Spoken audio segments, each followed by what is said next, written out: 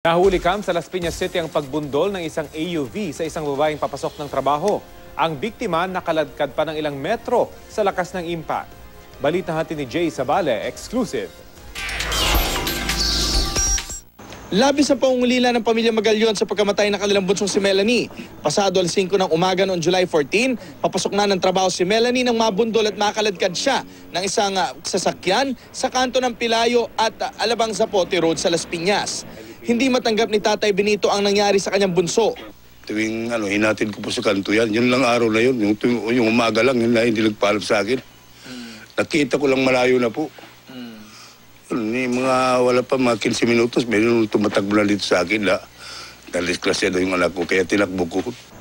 Nakuna na CCTV ang aksidente bago bawian ng buhay si Melanie. Sa CCTV, makikitang patawid si Melanie nang may isang rumaragasang sasakyan na nag-overtake at nakabangga sa kanya.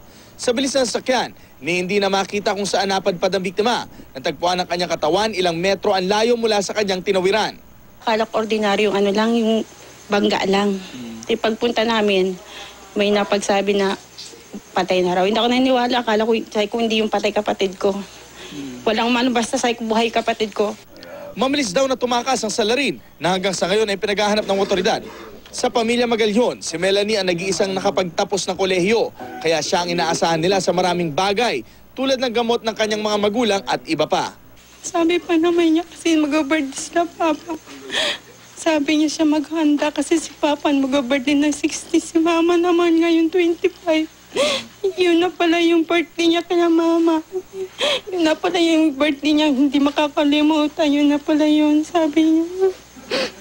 Handaan niya sila Mama tsaka si Papa. Kaya naman hustisya ang hiling ng pamilya. Nanawagan lang ako na pabigyan ng hustisya yung anak ko. Sa ngayon, inimbestigahan pa ng otoridad ang naturang aksidente. Jay Sabale, GMA News.